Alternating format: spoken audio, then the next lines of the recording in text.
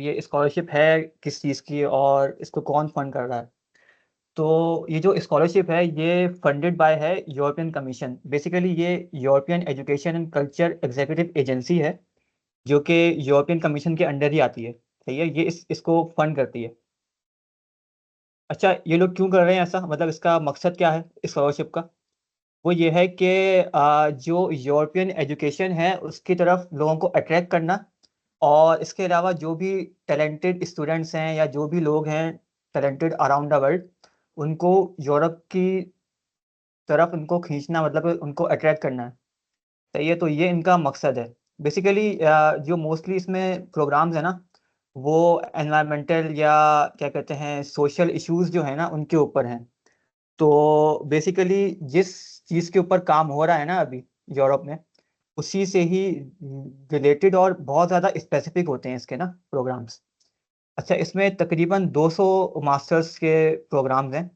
इसका बाकायदा एक पूरा कैटलॉग बना हुआ है, उसमें हर प्रोग्राम की अपनी अपनी वेबसाइट्स हैं। सही है, तो अब मतलब कि रिक्वायरमेंट जो है ना वो कोई एक नहीं है इसकी। मतलब हर प्रोग्राम की अपनी अपनी रिक्वायरमेंट्स होती हैं।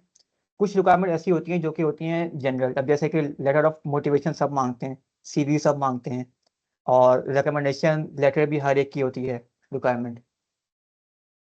अच्छा, ये बेसिकली एक फुल्ली फंडेड मास्टर्स डिग्री है जिसमें आप जॉइंट मास्टर्स करते हैं। जॉइंट का मतलब ये है कि आप डिफरेंट यूरोपियन कंट्रीज में जाके मास्टर्स करते हैं। मतलब ये है कि इसमें जो मतलब इसका रूल है ना वो ये है कि एटलीस्ट आप 3 कंट्रीज में ट्रैवल करेंगे इसमें 2 साल के दौरान।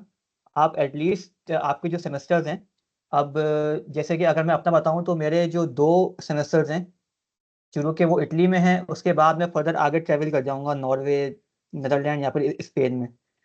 फिर मेरा एक सेमेस्टर वहाँ पे होगा, फिर मेरा एक और सेमेस्टर जो लास्ट होगा वो फिर किसी और कंट्री में होगा। तो इसमें मतलब कि बहुत ज़्यादा इसके फ़ायदे हैं, क्योंकि आप जो हैं वो डिफरेंट कंट्रीज़ के जो कल्चर है उसमें आप मतलब कि उसके बारे में आप सीखते हो।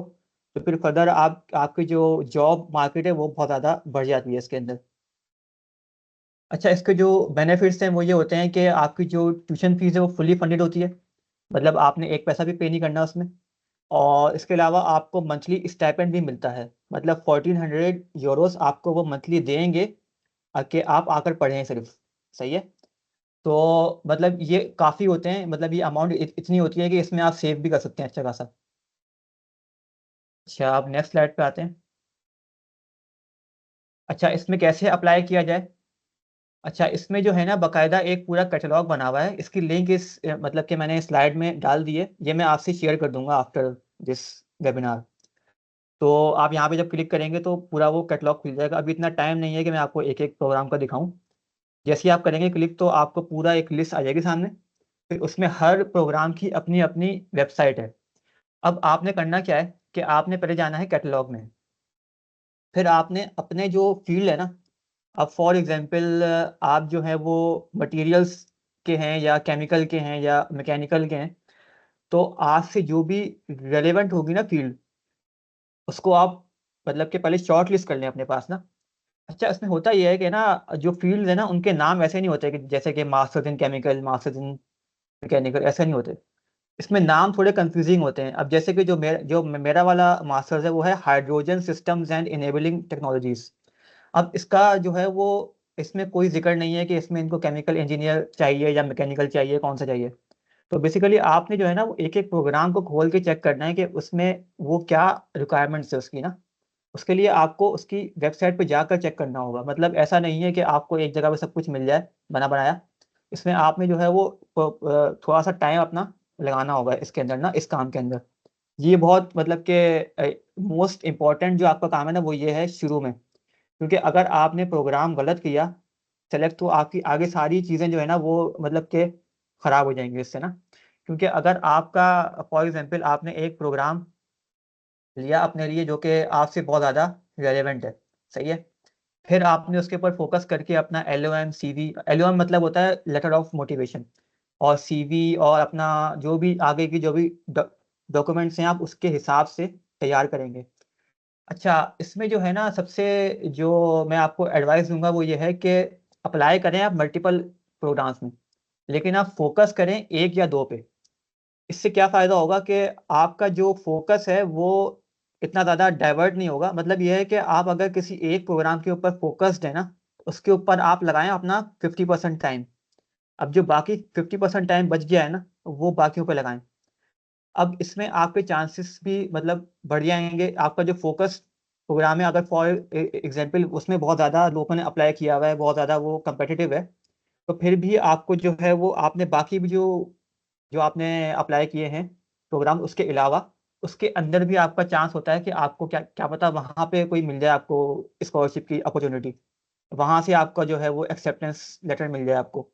तो इसमें ये होता है कि लेकिन फिर भी ऐसा नहीं करें कि आप जो है वो मल्टीपल प्रोग्राम्स में अप्लाई कर रहे हैं और किसी भी एक पे आपका फ़ोकस नहीं है। आप मतलब क्या कहते हैं लेटर ऑफ मोटिवेशन के ऊपर फिर आप इतना टाइम नहीं लगा पाएँगे। अच्छा, एक बार जब आपके पास जो है वो शॉर्ट लिस्ट आपने कर ली है प्रोग्राम्स, उसमें से आपने 1 या 2 पे फ़ोकस रखा और बाकियों को आपने जो है वो एज़ अ स्टैंड बाय रख लिया अपने पास ना। तो आपने किया क्या कि पहले जो फ़ोकस वाले थे ना प्रोग्राम, उसके लिए आपने सारे डॉक्यूमेंट्स तैयार कर लिए। अब डॉक्यूमेंट्स तैयार कर लिए मतलब ये कि आपने फर्स्ट ड्राफ्ट लिख लिया। इसमें ऐसा नहीं है कि आपने जो है वो 1 घंटे में पूरा एलओएम लिख के तैयार कर लिया, ऐसा नहीं होगा इसके अंदर ना। आपने उसको बार-बार रिव्यू करना है, इस पे आपने टाइम लगाना है। क्योंकि जितनी बार आप रिव्यू करेंगे ना, उतना वो अच्छे से अच्छा होता जाएगा। मतलब ये है कि अगर आपका जो फ़ोकस प्रोग्राम है, उसके जो एलओएम है, उसको तकरीबन आपने 15-20 बार रिव्यू करना है। और जो दूसरे वाले जो आपके हैं प्रोग्राम जो कि आप उसके अलावा कर रहे हैं अप्लाई, तो उसको आप बेशक जो है वो क्या कहते हैं 5 बार, 6 बार कर लें रिव्यू। और क्योंकि आपके पास इतना मतलब कि टाइम नहीं होगा कि आप जो है वो हर प्रोग्राम के ऊपर फ़ोकस करें। अच्छा, सबसे अच्छा ये होता है कि आप जो है ना अपने डॉक्यूमेंट्स तैयार करने के बाद उनको रिव्यू करवा लें किसी सीनियर से, जो कि उसी प्रोग्राम में गया हो। अच्छा, ये आपको सीनियर्स कैसे मिलेंगे? आप जाएँगे लिंक्डइन पे, सही है? वहाँ पर आप सर्च करेंगे उस प्रोग्राम का नाम। अब फॉर एग्ज़ाम्पल जो मेरा वाला प्रोग्राम है वो है, उसका जो शॉर्ट फॉर्म है वो है HYSET, HYSET। तो मैंने वो लिखा, तो मेरे सामने सब आ जाएँगे कि कौन-कौन इस प्रोग्राम में गया हुआ है। उसमें आपको पाकिस्तानी भी कोई मतलब मिल जाएगा या कोई इंडियन मिल जाएगा। तो उसमें मतलब जो पाकिस्तानी होगा वो आपकी हेल्प कर देगा, या अगर कोई और भी आपको मिलता है बाहर का बंदा, वो भी आपकी हेल्प करते हैं। मतलब वो ऐसे नहीं होता है कि आपकी हे हेल्प नहीं करेंगे। तो उनसे आप कनेक्ट करें, उनको आप मैसेज करें कि प्लीज़ आप रिव्यू कर लें, तो वो हेल्प करते हैं आपकी ना। तो ये जो है वो अहम चीज़ है कि आप उस प्रोग्राम के सीनियर से रिव्यू करवा लें, क्योंकि जिस तरह से वो करेगा ना रिव्यू, उस तरह से कोई और बंदा रिव्यू नहीं करेगा उसको। अच्छा, अब आपके पास जो है वो आपका प्रोग्राम आ गया शॉर्टलिस्टेड। अब आपने करना क्या है, जो आपका फ़ोकस्ड है ना प्रोग्राम, जिसको आप कह रहे हैं मुझे यहाँ पर जाना है, तो उस प्रोग्राम की जो है ना वेबसाइट, उसको आप मल्टीपल टाइम्स जाकर देखें। अच्छा, इसका मकसद क्या है? देखें, लेटर ऑफ मोटिवेशन अगर आपने लिखना है ना, अच्छा इसके जो है ना वो नाम है डिफरेंट।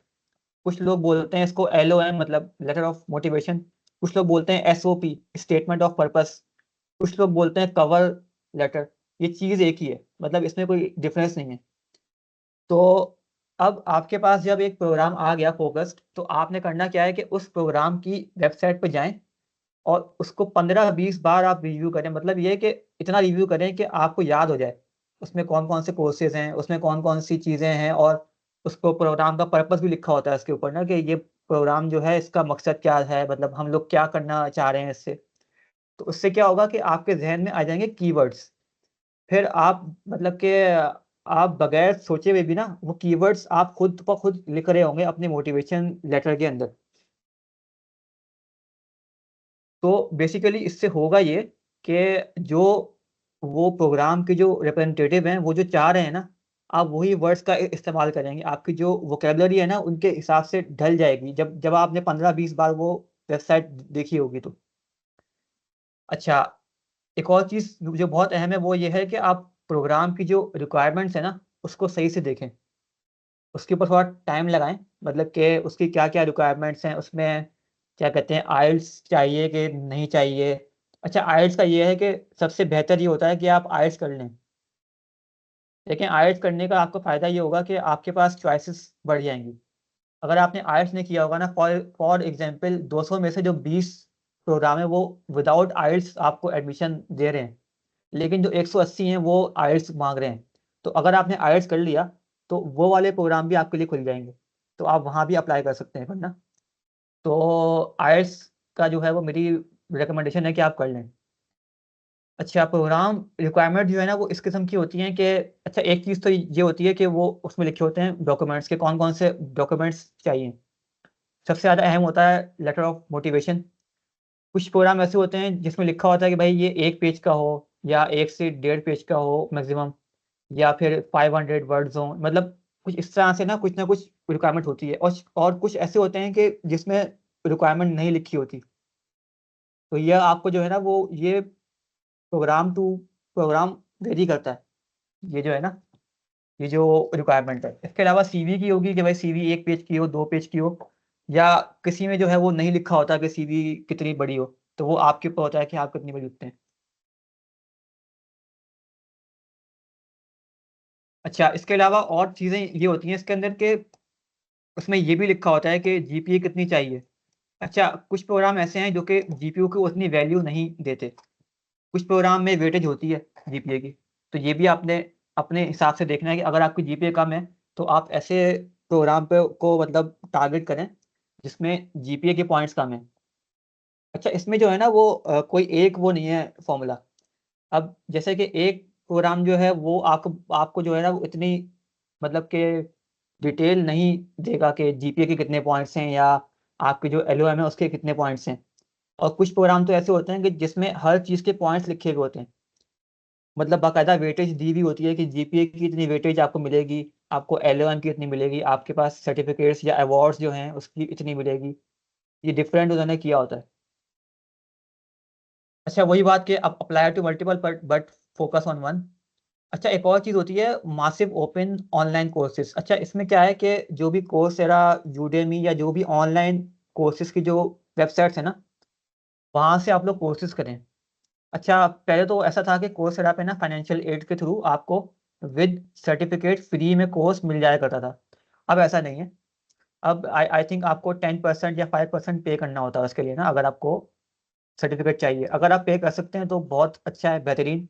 अगर आप नहीं कर सकते तो फिर भी आप कोर्सेज फ्री वाले कर लें, बेशक आपके पास सर्टिफिकेट ना हो, कोई मसला नहीं है। अब देखें वो जो यूरोपियन या जो बाहर के लोग हैं ना, वो ट्रस्ट करते हैं आप पे ना, वो इतनी चीज़ें मांगते नहीं हैं आपसे, एविडेंस ही मांगते हैं इतना वो।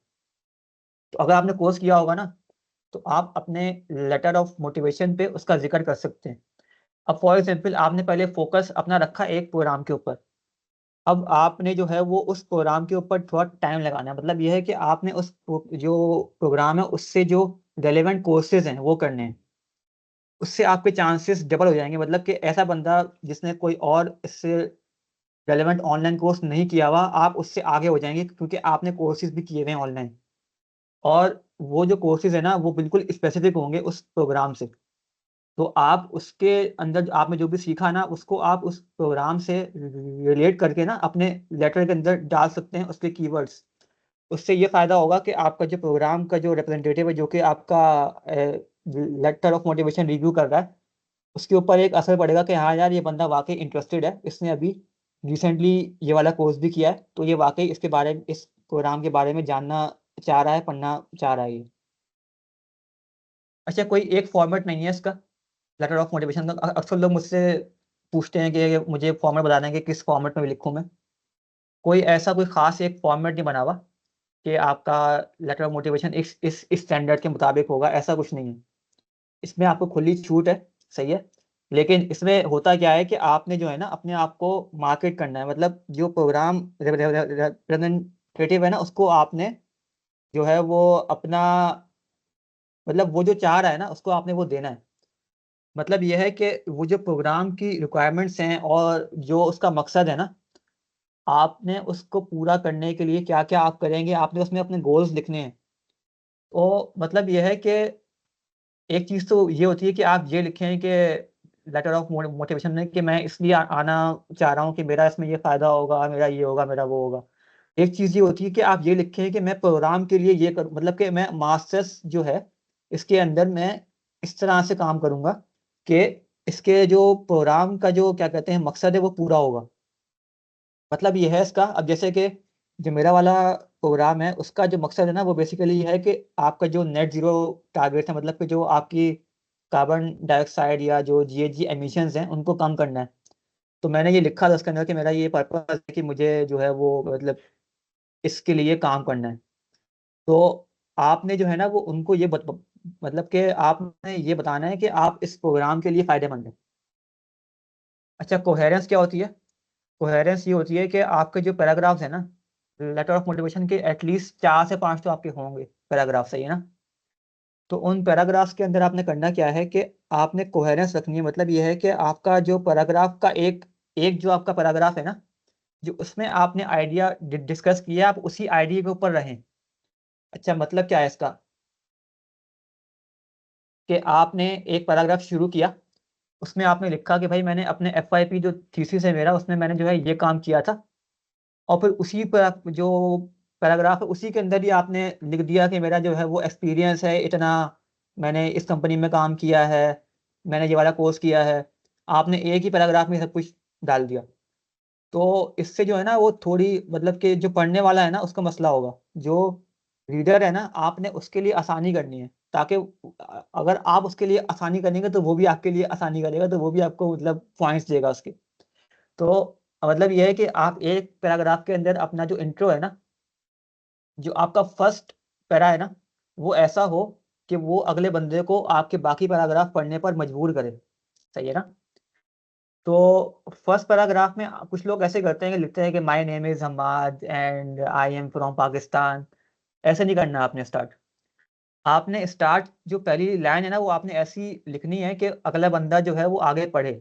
देखिए, आपका नाम उसको पता है, आप कहाँ से हैं उसको पता है, क्योंकि वो ऑलरेडी वो जो आपका एप्लीकेशन फॉर्म है उसमें सब कुछ होगा और आपकी CV में लिखा होगा वो।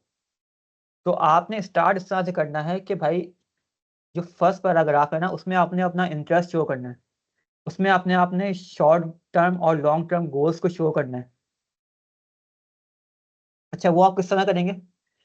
कि पहले तो आपने जो स्टार्ट करना है ना वो आपने सबसे ज़्यादा रेलेवेंट चीज़ से करना है। मतलब कि आपने ये लिखना है शुरू में कि आप क्यों इस प्रोग्राम में आना चाह रहे हैं, मकसद क्या है आपका। सही है ना?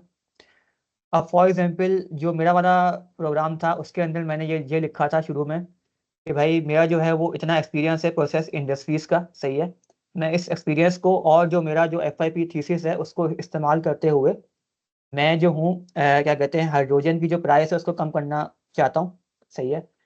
हाइड्रोजन जो है बेसिकली एक एनर्जी के लिए होती है, मतलब कि एक फ्यूल है। सही है ना? तो बेसिकली मैंने ये लिखा था अपना शॉर्ट टर्म गोल। फिर मैंने अपना लॉन्ग टर्म गोल जो है ना वो ये लिखा था कि मुझे जो है वो ग्लोबल वार्मिंग को कम करना है। मतलब ये है कि क्योंकि पाकिस्तान बहुत ज़्यादा हिट हो रहा है इससे, तो मैंने ये शो किया कि मेरा जो होम कंट्री है वो इससे हिट हो रहा है, तो इसलिए मुझे जो है वो ये काम करना है। तो इससे मतलब कि उसके ऊपर एक असर पड़ा जो रीड कर रहा था, तो उसने फिर आगे भी बढ़ा। मतलब ये है कि अगर आपका फर्स्ट पैरा जो पैरा है उसमें अगर जान नहीं होगी ना तो फिर वो आगे नहीं जाएगा।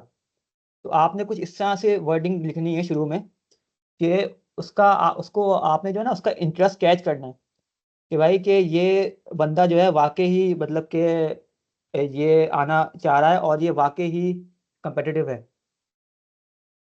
अच्छा, फिर फर्स्ट पैराग्राफ हो गया। अब आपने जो सेकंड पैराग्राफ है ना, अगर आपका जो FYP है वो रेलेवेंट है इससे, मतलब सेकंड पैराग्राफ आपने वो लिखना है चीज़ जो कि सबसे ज़्यादा रेलेवेंट है उस प्रोग्राम से। सही है ना? चाहे वो आपका एक्सपीरियंस हो या FYP हो। सही है? उससे आप स्टार्ट करेंगे सेकंड पैराग्राफ के अंदर। तो अच्छा, इसमें एक होती है अप्रोच। अप्रोच आप ऐसी रखें इसके अंदर कि पहले आप एक एग्जाम्पल शो करें। मतलब पहले आप ये बताएं कि आपका टॉपिक क्या था। सही है? फिर उसमें जो है ना आप बताएं कि आपने क्या क्या किया। फिर उसमें एक चीज़ ऐसी डालें कि जो सिर्फ आपने करी, मतलब कि आपने कोई चीज़ ऑप्टिमाइज़ करी उसके अंदर। सही है ना? कोई ऐसी चीज़ के अंदर डालें और उसमें नंबर्स दें आप कि आपने इस नंबर से इस नंबर तक उसको ऑप्टिमाइज़ किया। अच्छा, मैं ऐसा क्यों कह रहा हूँ? क्योंकि देखें वो लोग जो है ना आपको जज करते हैं कि आपने कितना स्पेसिफिकली लिखा है उसको। क्योंकि जिस बंदे ने वो काम किया होगा ना वो ज़्यादा स्पेसिफिक, मतलब कि जो उसके नंबर्स हैं उनके ऊपर जाएगा। क्योंकि वो लोग आपसे कोई FYP रिपोर्ट नहीं मांगेंगे एज एन एविडेंस कि आपने काम किया है कि नहीं किया। वो आपसे एक्सपीरियंस लेटर भी अक्सर प्रोग्राम्स नहीं मांगते। सही है ना? तो आपने करना क्या है कि आपने उसके अंदर एक एग्जाम्पल ऐसी शो करनी है कि जिससे एक आइडिया हो उनके कि वाकई इसने काम किया है। क्योंकि अगर वो नंबर्स आपके गलत होंगे ना, अब फॉर एग्जाम्पल मैं लिख दूं कि मैंने जो है वो बेसिकली हाइड्रोजन जो है वो बनती है 10 किलो बनती है 1 किलो बायोमास से। मैंने उसके अंदर लिख दिया कि मैंने 100 किलो बना ली, तो वो उनके जहन में आ जाएगा कि इसने काम नहीं किया, ये बस ऐसी आए बाएं शाएं मार रहा है इसके अंदर। सही है ना? तो अगर आपने काम किया होगा तो आपके पास नंबर्स होंगे उसके, कि आपने ऑप्टिमाइज किया या कुछ भी ऐसा काम किया जिससे आपका जो प्रोजेक्ट है वो और अच्छा हो गया, तो उसको आप शो करें। बेशक आपने ना भी किया हो फिर भी शो करें। सही है ना? क्योंकि इससे जो है वो एक इंटरेस्ट बनेगा उसका। सही है? जो रीड कर रहा है, और उसको पता लग जाएगा कि भाई वाकई इसने काम किया। सही है ना? अच्छा, अब आपने जब वो शो कर दिया ना कि आपने एक एग्जाम्पल शो कर दी, फिर आप उसमें लिखें कि आपने इससे क्या सीखा, आपकी कौन सी स्किल्स इससे एनहांस हुई इस चीज़ से। रिसर्च स्किल्स आपकी एनहांस हुई या कोई और स्किल आपकी उससे एनहांस हुई। अब इससे क्या हुआ कि आपने पहले उसको इंट्रो दिया कि आपने क्या आपका जो एफआईपी था वो क्या था, फिर आपने एग्जाम्पल दिए, फिर आपने बताया कि भाई इससे मैंने क्या सीखा।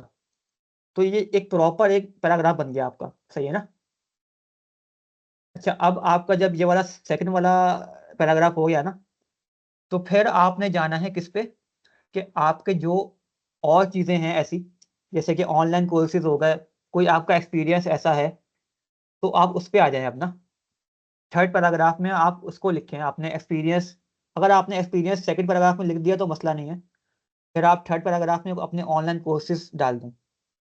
अच्छा, ऑनलाइन कोर्स का भी आप किस तरह लिखेंगे कि आपने जो है ये वाला कोर्स किया है, और इस कोर्स में ये चीज़ थी जो कि आपको सबसे ज़्यादा भाई, मतलब ये चीज़ सबसे अच्छी इसमें आपको लगी।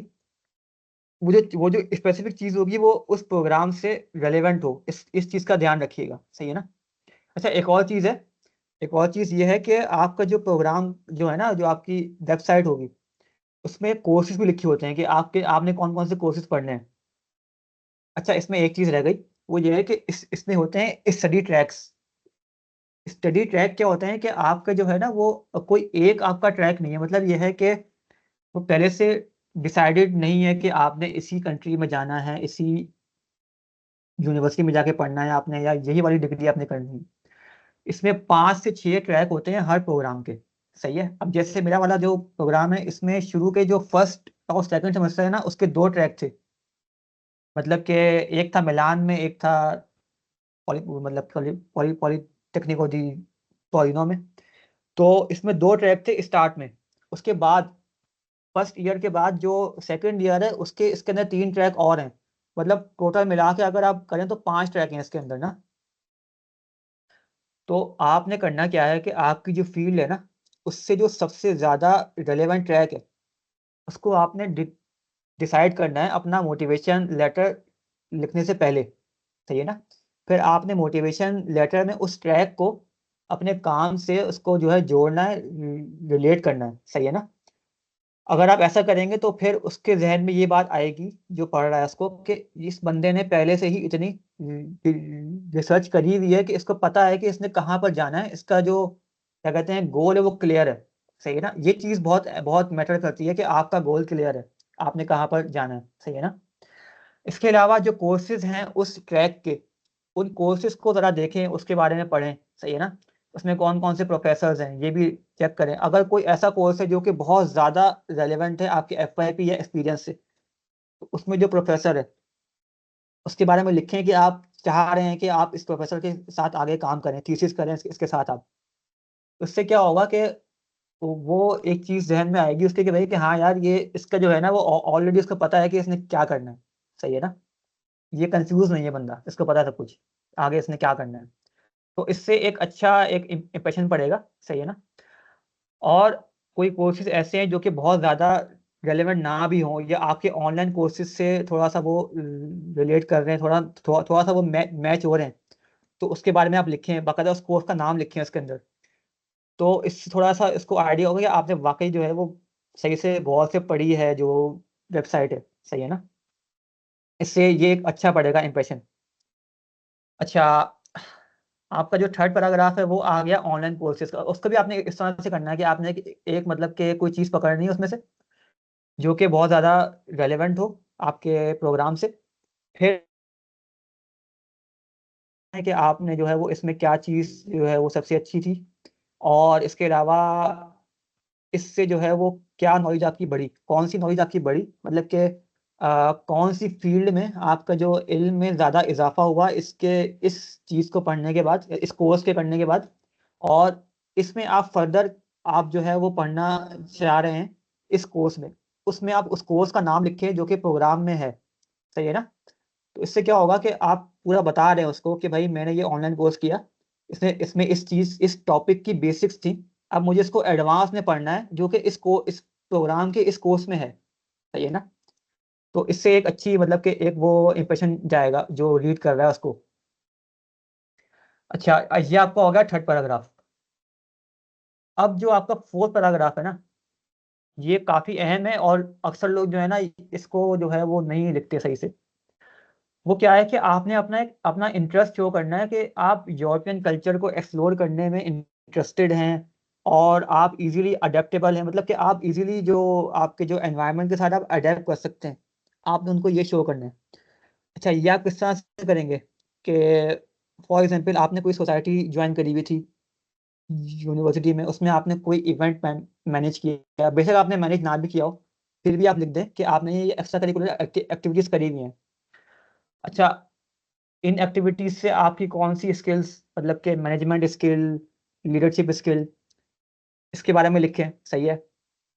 इसके अलावा जो है वो इसके बारे में आप लिखें कि टीम मेंबर, मतलब कि एज अ टीम मेंबर भी आपने काम किया है कहीं पे, उससे जो है वो आपकी जो है वो क्या कहते हैं, एक टीम में काम करने की जो स्किल्स हैं वो, मतलब कि टीम वर्क जो स्किल्स हैं वो अच्छी हुई।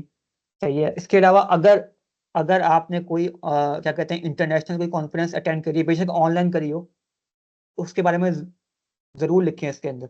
सही है ना? और अगर आपका कोई इंटरेक्शन हुआ हो किसी, मतलब के क्या कहते हैं, किसी फॉरेन बंदे से, किसी मतलब कि फॉर एग्जांपल आप किसी कंपनी के लिए काम कर रहे हैं, उसमें आपका जो क्या कहते हैं इंटरेक्शन है किसी कंपनी से जो कि कनाडा की है या बाहर की कहीं की भी है, तो उससे आपका इंटरेक्शन हो रहा है, तो आप वो उसमें लिखें कि आपने जो है वो इंटरेक्ट किया और आपको बहुत अच्छा लगा उनसे बात करके, और मतलब कि आपने फर्दर उनके जो कल्चर है उसको एक्सप्लोर किया, मतलब कुछ इस तरह कर से ना, मतलब कुछ ना कुछ करके इस तरह से आपने शो करना है कि आप इंटरेस्टेड हैं उनके कल्चर में भी, क्योंकि ये भी इसका मकसद है। मतलब जो मैंने आपको दिखाई थी फर्स्ट स्लाइड, उसमें जो पर्पस था उसमें से एक पर्पस ये भी है कि आपकी जो अट्रैक्टिवनेस है ना यूरोप की, उन्होंने वो बढ़ानी है। अब उनका पर्पस पूरा कैसे होगा अगर आप इंटरेस्टेड ही नहीं है उनके कल्चर के अंदर, अगर आपने शो ही नहीं किया कि आप इंटरेस्टेड हैं, तो फिर वो तो ये समझेंगे ना कि भाई ये तो मतलब बस ऐसे ही आना चाह रहा है, ये इतना ज़्यादा इंटरेस्टेड नहीं है हमारे उसमें। अच्छा, मैं आपको एक एग्जांपल दूंगा अपनी कि मैंने किस तरह से इसको किया था। मैंने एक तो अपने जो मैंने सोसाइटी ज्वाइन की हुई थी मैंने उसका लिखा था, और मैंने सेकंड पे ये भी लिखा था कि अक्सर लोग जो है वो पाकिस्तान में भी जो है वो ऑनलाइन गेमिंग करते हैं।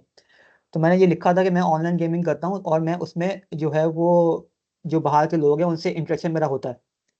उस इंटरेक्शन से मैं मतलब बहुत चीज़ें सीखता हूँ कि मतलब किस तरह से बात करनी है एक दूसरे बंदे से जो कि आपकी कंट्री का नहीं है, उसकी रिस्पेक्ट किस तरह करनी है कल्चर की। मतलब ये सब चीज़ें आप डाल सकते हैं इसके अंदर, अगर मतलब कोई भी ऐसा एक्सपीरियंस, क्योंकि वो आपसे कोई एविडेंस नहीं मांग रहे किसी भी चीज़ का। सही है ना? तो आप फ्री होकर लिखें इसके अंदर। अच्छा, इसको रिव्यू, जैसा कि मैंने आपको कहा है पहले कि इसको आपने multiple times, at least 15 to 20 times आपने इसको रिव्यू करना है डिफरेंट, मतलब फॉर एग्जांपल आपने लिखा ड्राफ्ट, फिर आपने उसको एक दिन के बाद दोबारा देखा, इस तरह करके ना आपने 15-20 दिन लगाने हैं इसके ऊपर ना, जो आपका फोकस प्रोग्राम है उसके ऊपर। सही है ना? तो आपका क्या होगा कि जब जब आप करेंगे ना उसको रिव्यू, तब तब आपके जहन में एक नई चीज़ आएगी, फिर आप उसको लिखेंगे तो वो बेहतर से बेहतर होता जाएगा इस तरह से ना। अच्छा, लेटर ऑफ मोटिवेशन के ऊपर एक जो लास्ट जो है ना पैराग्राफ, उसमें आपने क्या करना है कि आपने समराइज करना है, मतलब आपने कंक्लूड करना है, आपके जो फाइनल जो रिमार्क्स हैं वो आएंगे उसके अंदर। तो उसमें आपने जो है वो जो भी आपने ऊपर लिखा है ना, जो आपके 4 पैराग्राफ्स हैं ऊपर के, उसकी समरी आपने उनको देनी है लास्ट पैराग्राफ के अंदर। मतलब ये कि आपने जो है वो बताना है उनको कि आपकी जो ये एजुकेशन है, और जो आपका ये एफवाईपी है, और जो आपके ये एक्सपीरियंस है, और जो क्या कहते हैं आपकी एक्स्ट्रा करिकुलर एक्टिविटीज़ हैं, इन सब को मिलाकर जो है वो आप सबसे ज़्यादा बेस्ट कैंडिडेट हैं इसके लिए। आप इसके अंदर लिखें बाकायदा ना कि आप अपने आप को समझते हैं कि आप इस प्रोग्राम के लिए बेस्ट कैंडिडेट हैं फॉर स्कॉलरशिप, सही है ना।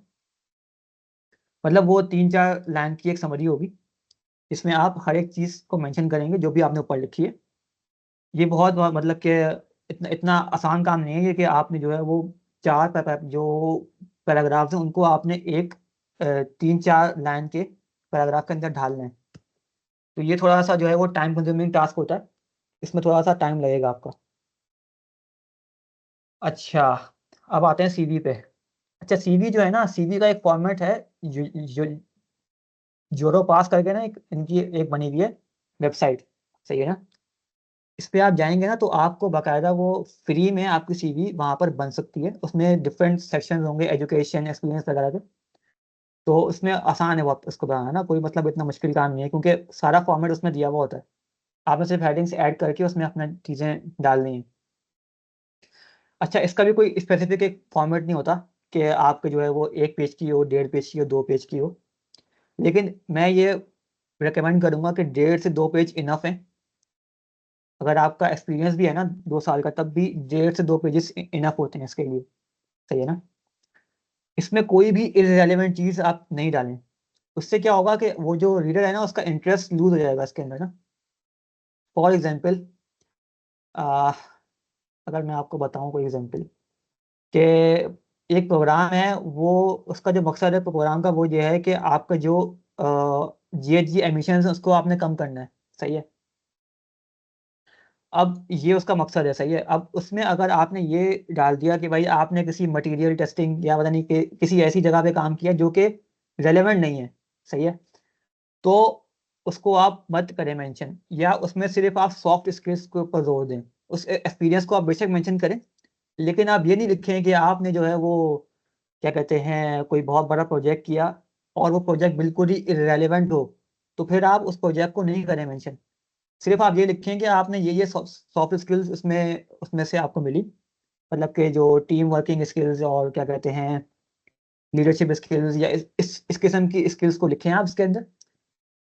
मेंशन भी मतलब कि आप बेशक एक हेडिंग डाल दें कि आपने ये एक्सपीरियंस आपका है, लेकिन आप उसमें जो है ना, अगर वो रेलेवेंट नहीं है आपके आपका जो जहाँ पे आप अप्लाई कर रहे हैं उससे वो अगर रेलेवेंट नहीं है, तो फिर आप उसके बारे में इतना ज़्यादा ना लिखें। अच्छा, अपना एड्रेस पूरा मत दें उसके ऊपर, सिर्फ़ सिटी और कंट्री, सही है? और जो आपके रेलेवेंट कोर्सेज़ हैं बैचलर्स डिग्री के, वो भी मेंशन करें उसके अंदर। मतलब ये है कि अगर आपने कोई कोर्स ऐसा किया था बैचलर्स डिग्री के अंदर, जो कि डायरेक्टली रेलेवेंट है, तो उसको आप मेंशन करें। फॉर एग्ज़ाम्पल जो ये मेरा वाला प्रोग्राम है, इसमें लिखा हुआ था कि आपके जो मैथमेटिक्स, केमिस्ट्री और फिज़िक्स है वो स्ट्रॉन्ग होनी चाहिए। तो मैंने अपने एलओएम में भी मतलब मैंने मेंशन किया कि मेरी जो जीपीए है वो इसमें सबसे मैक्सिमम थी इन सब्जेक्ट्स के अंदर। तो इससे भी एक मतलब कि उनके ज़हन में आई चीज़ कि हाँ यार, इसकी जो ये वाला जो है ना बैकग्राउंड इसका इसका स्ट्रॉन्ग है। इसके अलावा मैंने सीवी के अंदर भी वो वाले सब्जेक्ट अपने मैंने मेंशन किए थे, और थोड़ा-सा मैंने आगे एक लाइन लिखी थी कि भाई मैंने इसमें क्या-क्या पढ़ा।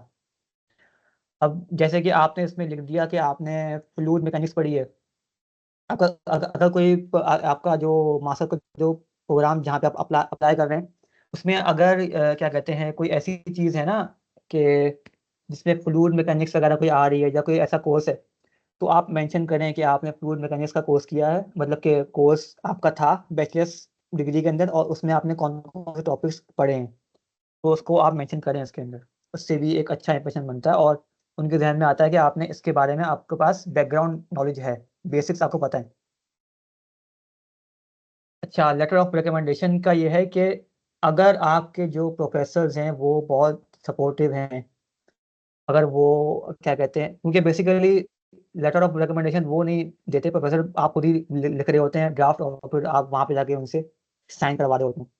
तो आप करें कि ये कि अगर आपके प्रोफ़ेसर से आपकी ज़्यादा जान-पहचान है, अगर वो 4-5 लेटर्स के ऊपर साइन करके आपको दे सकते हैं, तो फिर आप स्पेसिफ़िक लेटर बनाएँ हर प्रोग्राम का, सही है?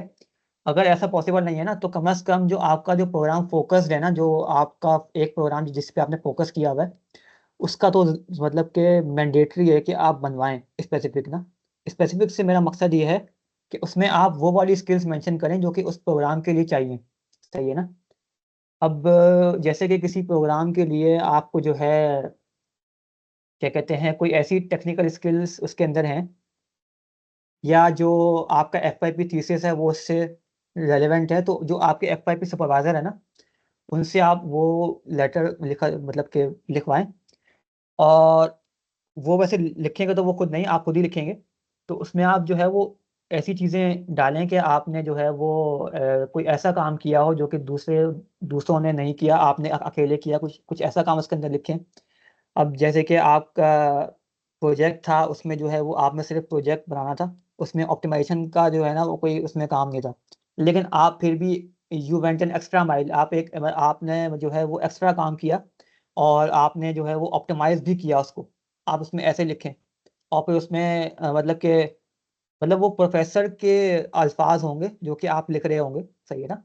तो वो उसमें आप ये लिखें कि भाई कि he went an extra mile and he also did the optimization of the project which was not the part of project. तो इससे क्या होगा कि ये शो होगा कि आप जो है वो वाकई ही बहुत ज़्यादा इंटरेस्टेड थे, इसलिए आपने जो है वो जो काम था उससे ज़्यादा काम किया उसके अंदर। इसके अलावा आप एक और चीज़ ये भी मतलब मेंशन कर सकते हैं कि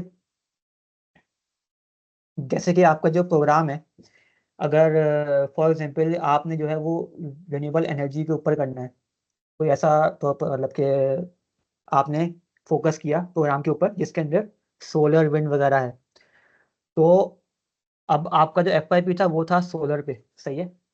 तो आप उसके अंदर ये भी लिख सकते हैं, आपके जो प्रोफेसर की जो वो होगा रिकमेंडेशन लेटर, उसके अंदर कि आपने सोलर के ऊपर काम किया, लेकिन फिर आपने बाद में डिस्कशंस करी प्रोफेसर से ऑल्टरनेटिव जो एनर्जी की सोर्सेज हैं उसके ऊपर भी, मतलब विंड या किसी और के ऊपर भी आपने डिस्कशन करी। तो इससे और ज़्यादा आपका जो है वो इंटरेस्ट दिखेगा कि हाँ यार ये वाकई इंटरेस्टेड है इस चीज़ के बारे में जानने के लिए।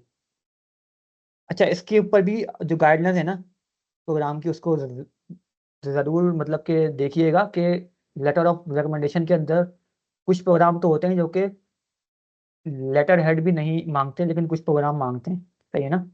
और कुछ प्रोग्राम के अंदर बाकायदा क्वेश्चंस लिखे होते हैं और उसके आगे पॉइंट्स होते हैं, मतलब उसमें लेटर नहीं होता, उसमें सिर्फ एक फॉर्म होता है जो कि आपके प्रोफेसर को फिल करना होता है। तो ये डिफरेंट होती हैं रिक्वायरमेंट्स, ये आप देख लीजिएगा। अच्छा, एक और चीज़ है, अगर आपने कहीं पर जॉब करी हुई है ना 1 साल 2 साल या जो भी आपका एक्सपीरियंस है, और वो जॉब भी थोड़ी बहुत अगर आपकी रेलेवेंट है प्रोग्राम से, तो एक लेटर आप अपने सुपरवाइज़र से ले लें।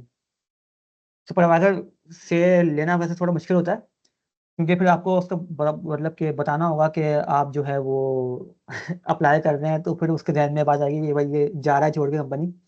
तो या आपने किसी कोलीग से जिससे जिससे आपकी बहुत ज़्यादा मतलब कि जान पहचान है ना, उससे आप एक बनवा लें लेटर ऑफ रिकमेंडेशन, और उसको एज अ सुपरवाइज़र शो करें अपना, कि अपना मैनेजर शो करें उसको कि वो एज अ मैनेजर आपको रिकमेंड कर रहा है। तो ये भी एक अच्छी चीज़ हो जाएगी कि अगर आपका एक लेटर आपके जो FYP सुपरवाइज़र है वो दें, और एक वो दें जो कि आपकी कंपनी में, तो इससे दोनों चीज़ें आ जाएंगी कि आपने कंपनी के अंदर भी काम अच्छा किया, और आपने वहाँ भी काम अच्छा किया अपने एकेडमिक्स में भी। अच्छा जी, अब शुरू करते हैं क्वेश्चन आंसर्स।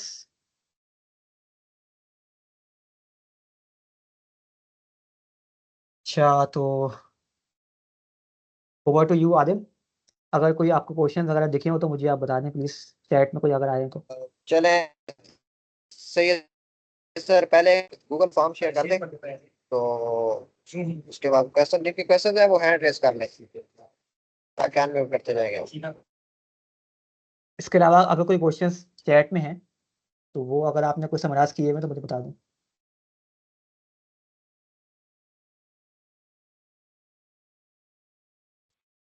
एक मिनट सर, मैं चैट भी ऑन कर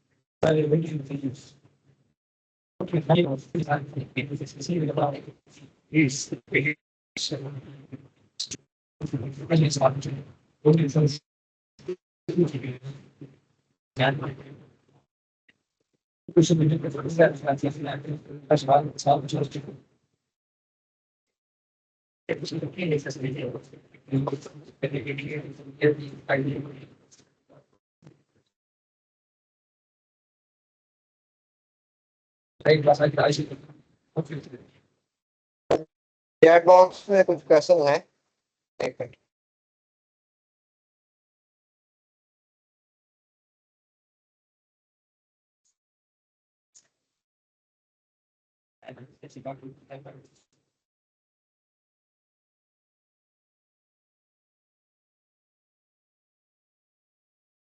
पहला क्वेश्चन है sometimes अच्छा, ये जो क्वेश्चन है, अच्छा submit अच्छा। your recommendation letter, so can we Gmail ID on their अच्छा आयशा, देखिए इसमें जो है ना, इसमें अगर आप जीमेल आईडी से बनाएंगे ना, तो इसमें इश्यू ये होगा कि वो लोग ये मांगते हैं कि आप ऑफिशियल आईडी से सबमिट करें, मतलब जो आपके प्रोफेसर है ना, यूनिवर्सिटी की आईडी से वो सबमिट करें उसको ना। आपका जो जो रिकमेंडेशन का लेटर है, उसको वो अपनी जो ईमेल आईडी है ना ऑफिशियल, उससे वो सबमिट करेंगे, तभी वो लोग मानते हैं उसको ना। किसी जीमेल या हॉटमेल की आईडी से करेंगे तो उसको वो लोग नहीं मानते। तो आपके प्रोफेसर से ही आपको लेना होगा। कोई ना कोई तो ऐसा होगा ना, आपके क्या कहते हैं, प्रोफेसर, जो कि सबमिट कर दे आपके लिए रिकमेंडेशन लेटर। तो उनसे आप करें रब्ता। अच्छा, मोहम्मद तलहा का क्वेश्चन है।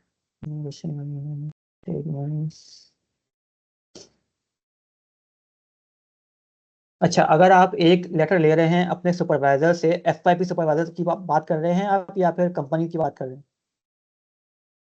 अच्छा, अगर आपका जो कंपनी का सुपरवाइजर है उससे आपने एक लिया लेटर, और एक लेटर फिर आप लेंगे अपने प्रोफेसर से, क्योंकि कम से कम एक लेटर प्रोफेसर का होना चाहिए इसका ना, मतलब कि एकेडमिक का एक लेटर आपका होना चाहिए, क्योंकि ये प्रोग्राम जो है ये एकेडमिक्स का है, मतलब कि मास्टर्स है।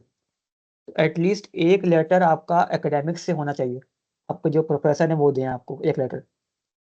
अच्छा, अगर आपने एक लेटर अपने एफआईपी सुपरवाइजर से लिया है, और दूसरा लेटर अगर आपने किसी और से लेना, तो फिर आप किसी ऐसे प्रोफेसर से लें जिसका जो कोर्स है, जो जो उसने कोर्स आपको पढ़ाया है, वो उस प्रोग्राम से रेलेवेंट हो। उससे ये फायदा होगा कि आप उसके अंदर लिख सकते हैं कि भाई कि आपकी इस कोर्स के अंदर जो है वो आपने बहुत अच्छा पार्टिसिपेशन करी, और अपने असाइनमेंट्स वगैरह आपने अच्छे किए, और मतलब कि उससे एक अच्छा बनेगा इंप्रेशन। अच्छा। अच्छा, आइल्स एग्जाम का जो है वो क्या कहते हैं, डिफरेंट आपको मिल जाएंगे ऑनलाइन। आप इसको सर्च करेंगे तो आपको यूट्यूब वगैरह पे वीडियोस मिल जाएंगी, उससे आप कर सकती हैं प्रिपेयर।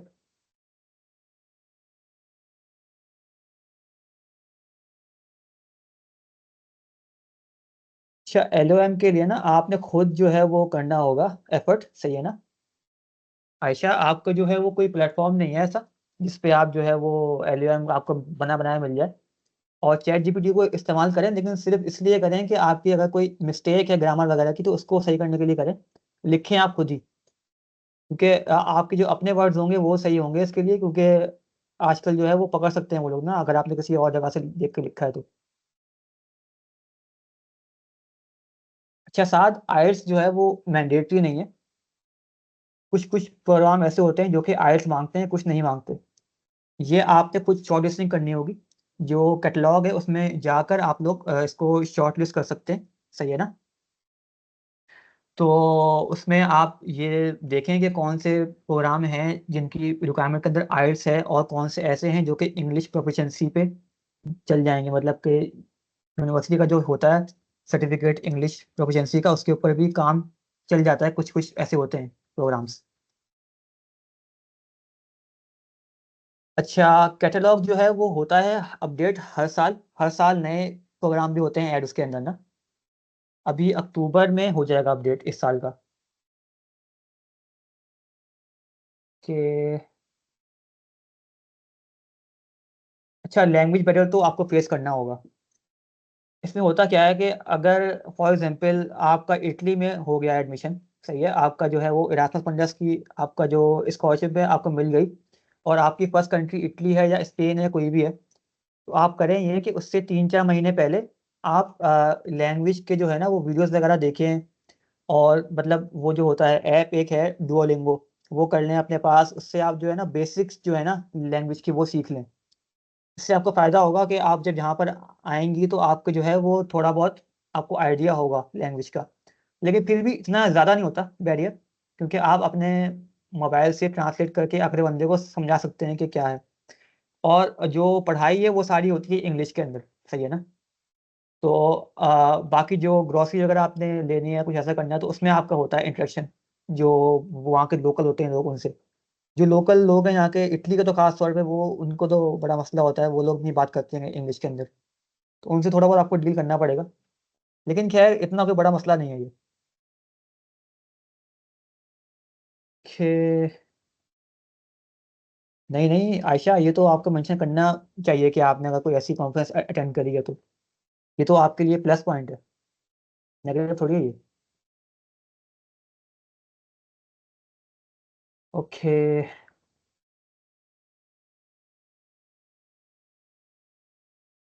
अच्छा असीब, इसमें जो है जो फर्स्ट पैरा जो होता है ना पैराग्राफ, उसमें आपने short term long term goals ऐसे लिखने हैं जो कि उस प्रोग्राम से भी रिलेवेंट हों। मतलब यह है कि जो प्रोग्राम है उसी के ही हवाले से, मतलब उसी के मुताबिक अगर आपका कोई एफवाईपी है या कोई ऐसी आपकी रिसर्च आपकी ऐसी हो रही है उस जो आप कर रहे हैं, या आपका कोई एक्सपीरियंस है, तो उसको आप मेंशन कर सकते हैं। और उसी के ही हिसाब से जो उसका एंड जो रिजल्ट है उसको आप एज अ गोल मेंशन कर सकते हैं कि आपने जो है वो इस पे काम करते हुए यहाँ तक पहुँचना है, जो आपका शॉर्ट टर्म गोल है। फिर उससे लॉन्ग टर्म गोल जो होता है ना वो बेसिकली, अच्छा इसमें जो है ना लॉन्ग टर्म गोल वो अक्सर आपका ऐसा होता है जिससे सोसाइटी को बहुत ज़्यादा फायदा हो, जो आम लोग हैं उनको फायदा होता है। मोस्टली ऐसा होता है कि जो भी आपको लॉन्ग टर्म गोल होते हैं ना, जो इरास्मस के जो होते हैं, उसमें सोसाइटी का फायदा हो रहा होता है। तो लॉन्ग टर्म गोल आपका थोड़ा ऐसा होगा, थोड़ा सा वो जनरल होगा। शॉर्ट टर्म गोल थोड़ा आपका स्पेसिफिक होगा, और लॉन्ग टर्म गोल थोड़ा सा आपका जनरल होगा। अच्छा।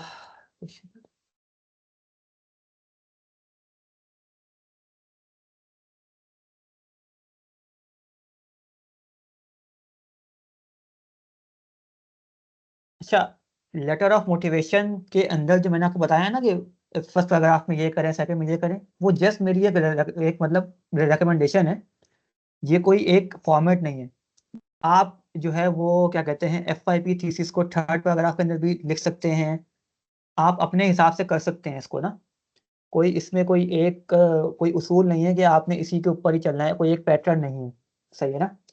तो अगर आपने फॉर एग्जांपल कोई अगर ऐसा फेलोशिप प्रोग्राम किया हुआ है जो कि टेक्निकली रिलेटेड है उस प्रोग्राम से, उसको आप ऊपर मेंशन करें, थोड़ा सा ऊपर करें मेंशन, थर्ड या सेकंड में करें।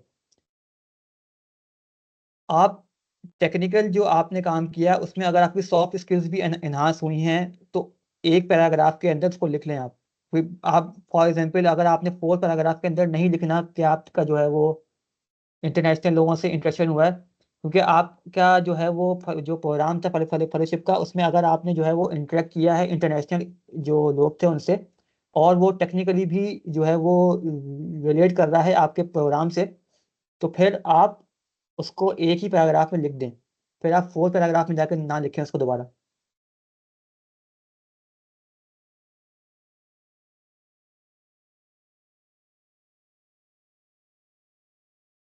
अच्छा, तो अगर आप इंजीनियरिंग ग्रेजुएट हैं तो आप एमबीए के प्रोग्राम में, अच्छा ये वैसे बहुत मुश्किल होता है कि आपको मिले स्कॉलरशिप ना।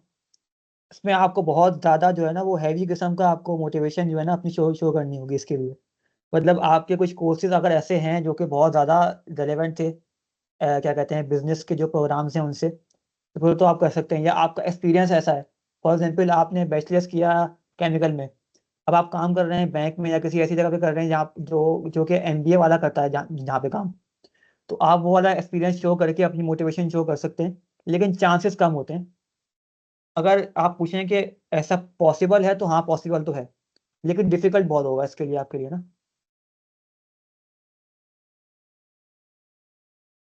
अच्छा नोमान, ये जो थर्ड पैराग्राफ है, जो मेरी रिकमेंडेशन है ना, ये बेसिकली मेरी एक रिकमेंडेशन है, ये कोई एक वो नहीं है, कोई क्या कहते हैं, कोई स्टैंडर्ड नहीं है, सही है ना। तो जो थर्ड पैराग्राफ है ना उस पे आप मेरी जो रिकमेंडेशन है वो ये है कि आप फोकस करें किसी ऐसी चीज़ पे जो कि थोड़ी सी कम रेलेवेंट है प्रोग्राम से। फॉर एग्जाम्पल आपका एफआईबी बहुत ज़्यादा रेलेवेंट है तो आपने उसको सेकंड पैराग्राफ में मेंशन कर दिया। आपका एक्सपीरियंस जो है वो रेलेवेंट तो है लेकिन बहुत ज़्यादा रेलेवेंट नहीं है, तो आप उसको थर्ड पैराग्राफ में कर दें मेंशन, या जो ऑनलाइन कोर्सेज हैं उनको कर दें आप मेंशन थर्ड में।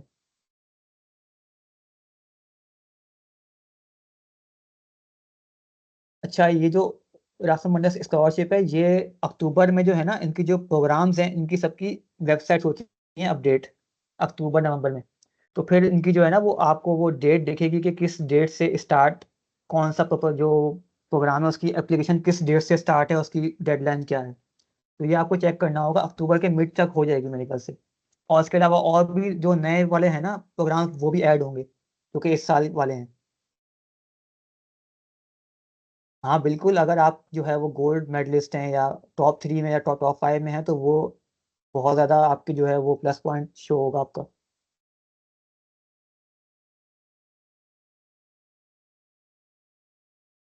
देखिए पैराग्राफ ले के मतलब क्या है आपका, क्या मतलब आप किसी ऑनलाइन किसी वेबसाइट से अगर पैराग्राफ लेकर फिर उसके सरनेम्स चेंज कर रही हैं तो देखिए आपको एफर्ट करनी है इसके लिए ना, थोड़ी सी आपने क्रिएटिविटी शो करनी है अपनी तरफ से। वही मतलब कि इसका स्मार्ट वे इतना नहीं है, स्मार्ट वे सिर्फ ये है कि आपने जो है वो कोई वेबिनार वगैरह जैसे कि आपने अटेंड कर लिया, आपको एक मिल गया कि भाई कि क्या क्या करना है, लेकिन वो करना आपने खुद है। मतलब चैट जीपीटी वगैरह की हेल्प लेंगी ना तो फिर वो आगे जाके मसला होगा आपके लिए।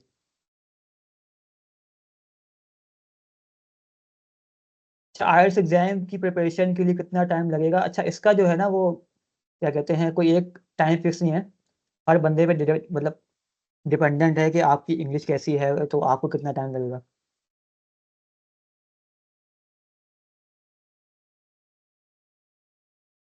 अच्छा हाँ, ये बहुत अच्छा अच्छा सवाल है कि गैप ईयर। अच्छा इसमें जो है ना देखें, अगर जो स्टूडेंट्स ऐसे हैं जिनका फाइनल ईयर स्टार्ट हो चुका है अभी, और उनको ये पता है कि उनकी डिग्री नेक्स्ट ईयर की जुलाई या अगस्त में मिल जाएगी, तो उनको तो मैं ये कहूँगा कि अभी जो अभी जो ओपन होंगी एप्लीकेशंस उसमें अप्लाई कर दें। क्योंकि अक्सर प्रोग्राम जो है ना वो आपको ये मतलब कि थोड़ा सा चांस देते हैं कि आप जो है वो होप सर्टिफिकेट, HOPE एक होता है होप सर्टिफिकेट, उसकी बिना पर आप अप्लाई कर सकते हैं। वो आपको यूनिवर्सिटी से मिल जाएगा। और आपकी जो क्या कहते हैं थर्ड ईयर की ट्रांसक्रिप्ट है वो आप शो कर सकते हैं, या जो भी आपकी ट्रांसक्रिप्ट प्रीवियस है वो आप शो शो कर सकते हैं और अप्लाई कर सकते हैं। फिर अगर आपका एडमिशन हो गया, क्योंकि अक्सर लोग अभी इटली में जो आ रहे हैं ना, उसमें से अक्सर लोग जो जिनसे मेरा रबता है, उनकी डिग्री अभी आई है, मतलब कि इस साल के मिड में आई है, और वो उनका एडमिशन भी हो गया यहाँ पर स्कॉलरशिप में। तो ये बहुत बेहतरीन हो जाएगा कि अगर आपने अप्लाई किया और आपका एडमिशन हो गया। क्योंकि अगर आप अभी अप्लाई करते हैं और फॉर एग्जाम्पल आपका एडमिशन ना भी हुआ ना, तो फिर भी आपको एक हो जाएगा एक्सपीरियंस ना अप्लाई करने का, फिर आप नेक्स्ट टाइम और भी अच्छे उससे करेंगे अप्लाई। तो जो लोग अभी फाइनल ईयर स्टार्ट कर रहे हैं वो अप्लाई कर दें।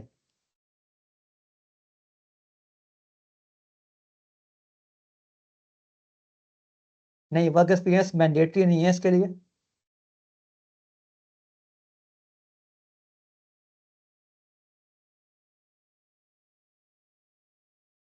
अच्छा, एक्सेप्टेंस के बाद वो एक टाइम देंगे आपको, उस टाइम तक आपने अपनी डिग्री सबमिट करनी होती है।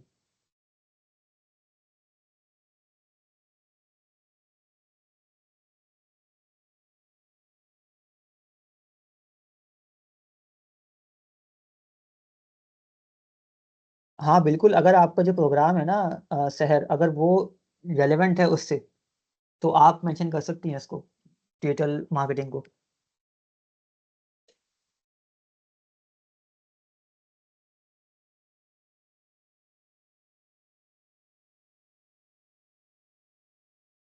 अच्छा फातिमा, ये बड़ा मुश्किल काम है कि अगर आप फैमिली को साथ लेकर जाना चाह रही हैं, क्योंकि वो वीज़ा में मसला होता है। वीज़ा जो है ना वो फैमिली यूनियन का नहीं मिलता, बहुत मुश्किल है इसमें ना, क्योंकि ये जो इस आपको मिलता है ना, स्टाइपेंड जो मिलता है, वो लोग ये देते हैं ये सोच के कि एक बंदा इसके ऊपर करेगा अपना गुजारा। तो ये वैसे मुझे इसका इतना आइडिया भी नहीं है, इसको आप देख लीजिएगा।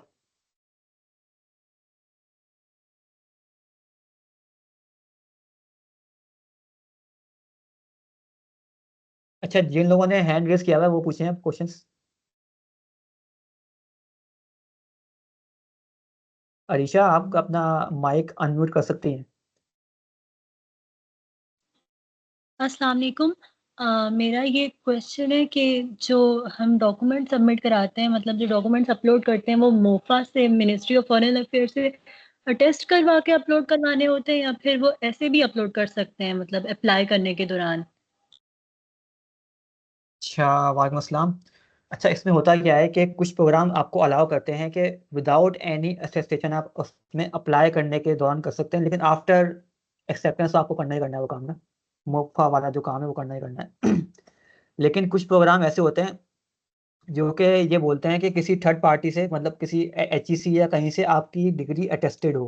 कुछ ऐसे होते हैं प्रोग्राम, बहुत कम ऐसे हैं।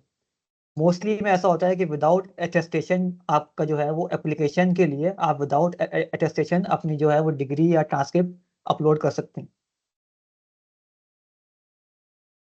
और आपने कहा ना कि जिधर वर्क एक्सपीरियंस हो आप वहाँ से सर्टिफिकेट बनवा लें, तो अगर हमने कहीं पे समर इंटर्नशिप की हो किसी हॉस्पिटल में, तो being a student of biomedical engineer, अगर हमने समर इंटर्नशिप किसी हॉस्पिटल में की हो, तो हम वहाँ से भी सर्टिफिकेट बनवा सकते हैं, या अपने लिए रिकमेंडेशन लेटर बनवा सकते हैं और उसको अपलोड कर सकते हैं? जी बिल्कुल। अगर आपने इंटर्नशिप ऐसी करी है जो कि रेलेवेंट है प्रोग्राम से, और आपने उसी के ही हवाले से कुछ काम किया है, तो जो वहाँ पर आपके सुपरवाइजर थे उनसे आप बनवा सकती हैं रिकमेंडेशन लेटर। ये एक अच्छा एक आपके लिए पॉइंट होगा। और स्कॉलरशिप के लिए जो सबसे ज़्यादा इम्पोर्टेंट है वो तो रिसर्च है ना, लेकिन अगर एक बंदा है जिसके पास बहुत सारे कोर्सेज़ हैं, कोर्सेरा के, यूडेमी, एलिसन वगैरह के, और उसके पास बहुत अच्छा जीपीए है, लेकिन उसके पास रिसर्च उस तरह की नहीं है, या उसके पास पब्लिकेशंस बहुत कम है, या रिसर्च बहुत कम है, तो फिर वो कंपेंसेट हो जाता है कोर्सेज़ वगैरह से, मतलब रिसर्च का जो पार्ट है या एफआईपी का अच्छा जो। निशा, इस चीज़ की तो मैं आपके सामने एक, मतलब कि मेरी एक मिसाल है। मेरा कोई पेपर नहीं है, मैंने without any research paper apply किया था, और मैंने सिर्फ जो है अपना एक्सपीरियंस और FYP और क्या कहते हैं ऑनलाइन कोर्सेज से अपने आप को डिफाइन किया और मेरा हो गया।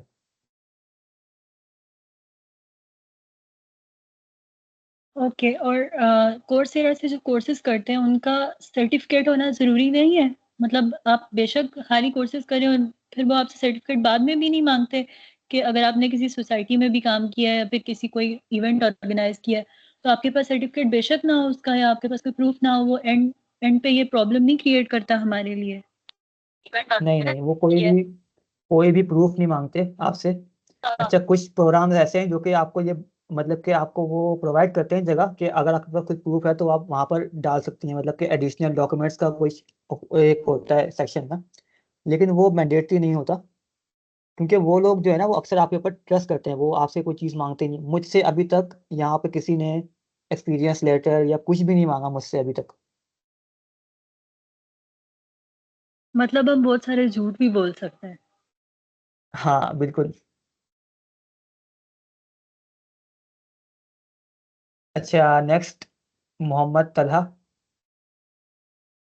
आई हैव अ क्वेश्चन कि हमारे इसमें यूनिवर्सिटी नॉर्मली तो हमें डिग्री 1 साल के बाद मिलती है, उससे पहले भी नहीं। नॉर्मली अगर मैं अप्लाई कर रहा हूँ, if I am get selected, तो मुझे डिग्री 2025 में खत्म हो रही, तो मुझे 26 में जाके डिग्री मिलेगी। तो then what will be the case? अच्छा देखें, अगर आपको ये पता है ना कि आपकी डिग्री नहीं मिलेगी, तो बेहतर यही है कि आप अभी उसके लिए ना करें। मतलब वो इतनी जो है ना वो चीज़ें ऐसी ना करें उसके अंदर, कोई ऐसी चीज़ मत लिखें कि जिससे जो है वो, क्या क्या कहते हैं, अच्छा इसमें जो है ना जो डिग्री है ना आपकी, डिग्री अगर आपकी नहीं आएगी ना, क्या कहते हैं, उस वक्त तक जब तक उनका डेडलाइन है, तो वो आपका एडमिशन कैंसिल कर देते हैं। और ये अच्छी अच्छी एक मतलब की चीज़ नहीं, अगर अगर आपको पता है ना कि आपकी डिग्री नहीं आएगी तब तक, तो फिर आप ना करें। अगर आपको ये पता है कि आपकी डिग्री जुलाई अगस्त तक आ जाएगी, तो फिर आप अप्लाई कर दें अभी। प्रोविजनल उसके लिए काम नहीं कर सकती इंस्टेड ऑफ डिग्री? प्रोविजनल भी काइंड ऑफ डिग्री ही होती है। नहीं नहीं, वो फाइनल फाइनल डिग्री जो है ना, वो एक डेट होती है, उसमें आपने करना होता है उसको ना। Thank you. वेलकम। अच्छा, नेक्स्ट कौन है? मोहम्मद फनहाल। सर अस्सलाम वालेकुम सर। वालेकुम अस्सलाम। सर मैंने जो डिग्री कंप्लीट की है 2023 के एंड में की है, तो 1 साल तकरीबन होने वाला है। तो अब ये जो डिले आ गया है, मैंने इसमें कोई भी एक्सपीरियंस गेन नहीं किया relevant to my field, just like I am electrical engineer. तो अभी जो मैं सिर्फ टीचिंग कर रहा हूँ, मतलब इट इज़ इररिलेवेंट फील्ड। तो इससे कोई इम्पैक्ट तो नहीं पड़ेगा ना अगर मैं स्कॉलरशिप के लिए अप्लाई कर रहा हूँ और वो कह रहे हैं कि आपका एक्सपीरियंस नहीं है? अच्छा, आप टीचिंग किस चीज़ में कर रहे हैं? टीचिंग सर कोई मतलब प्राइवेट स्कूल है, तो वहाँ पे टीचिंग कर रहा हूँ। तो ये जो टीचिंग का आपका एक्सपीरियंस है, इसको आप as a soft skill show कर सकते हैं। सही है। अच्छा सर। और इसके अलावा जो आपका गैप है ना 1 साल का, वैसे तो 1 साल का कोई गैप नहीं होता, उसको वो लोग गैप नहीं मानते। अगर कोई 2-3 साल का तो फिर होती है बात। लेकिन 1 साल का भी अगर गैप है, अगर उसमें आप कोई ऑनलाइन कोर्सेज वगैरह करें ना, तो उससे आप कवर कर सकते हैं कि आपने इस 1 साल में ये 3 ऑनलाइन कोर्सेज कर लिए। तो ये एक अच्छा बन जाएगा इंप्रेशन कि आप जो है वो फारिग नहीं थे, आपने अभी भी अपने जो गोल है उसके लिए आप काम कर रहे हैं, आप ऑनलाइन ऑनलाइन कोर्सेज कर रहे हैं। Yes sir, thank you sir. Welcome. अच्छा, हाफिज हुजैफा।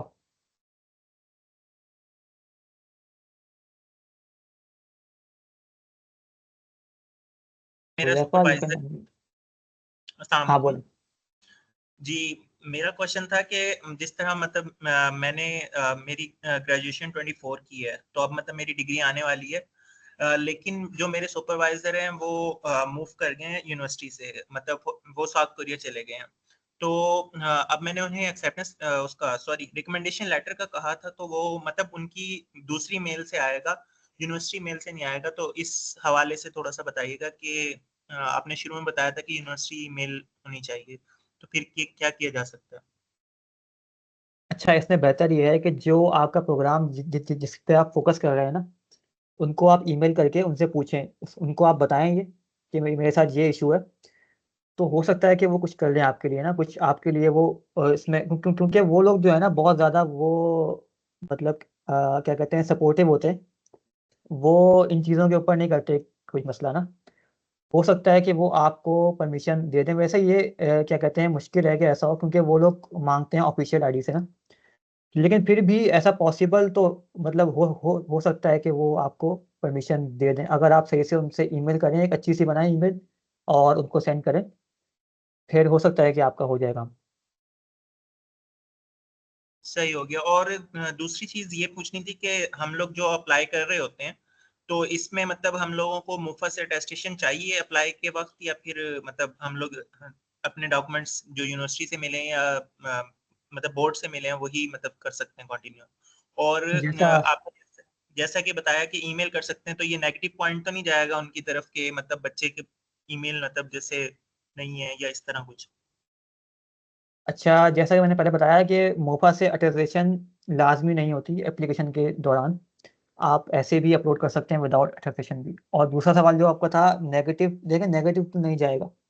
वो लोग अगर आपको अप्रूवल देते हैं कि हाँ आप ऐसे कर सकते हैं, आपके लिए वो अगर ऐसा आपको वो क्या कहते हैं, एक परमिशन अगर दे रहे हैं ना, तो वो फिर वो फुल मतलब कि आपके लिए वो फिर रहेंगे सही ना। मतलब ऐसा नहीं होगा कि वो आपके बाद में जाके मार्क्स कम कर दें, पॉइंट्स कम कर दें लेटर के। अगर उन्होंने आपको बोल दिया कि हाँ ऐसा आप कर सकते हैं, तो फिर आपके लिए कोई मसला नहीं है। ओके ओके, बहुत शुक्रिया। ओके, नेक्स्ट कौन है? तानिया मेहर कब से हैं, इनको इनका करें अनम्यूट।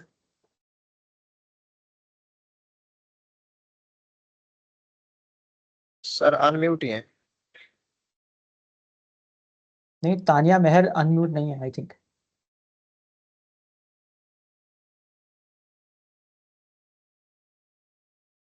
मुझे शो ही नहीं हो रही, एक मिनट।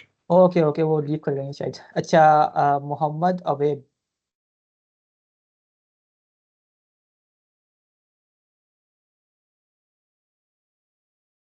वालेकुम। वालेकुम अस्सलाम।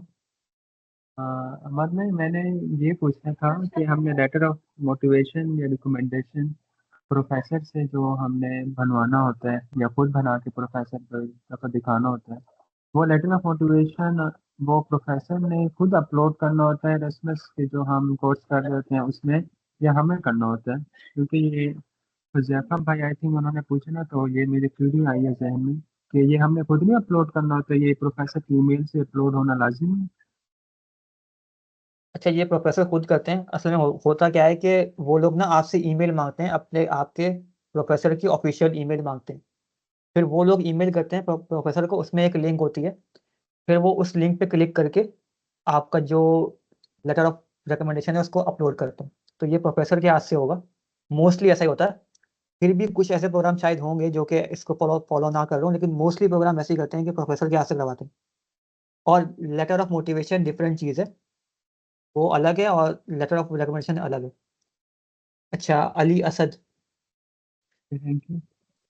मैंने इसमें पूछना था कि इंटरव्यू कितने होते हैं और किस टाइप के होते हैं? अच्छा, कुछ प्रोग्राम में इंटरव्यू नहीं होते, कुछ कुछ प्रोग्राम में होते हैं। अच्छा, इंटरव्यू का वैसे मेरा इतना एक्सपीरियंस नहीं है, क्योंकि मेरा इंटरव्यू नहीं हुआ था। मेरा जो प्रोग्राम था उसमें सिर्फ वीडियो एक होती है, एक ना एक मोटिवेशन वीडियो होती है, 3 से 5 मिनट की होती है, वो अपलोड करनी होती है।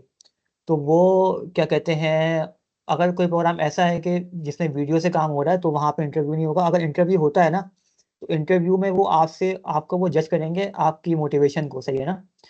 लेटर ऑफ मोटिवेशन आपका जो है वो आपने जो लिखा है, अगर आपको उसकी हर एक चीज़ पता है तो फिर तो कोई मसला नहीं है आपके लिए इंटरव्यू क्लियर करना।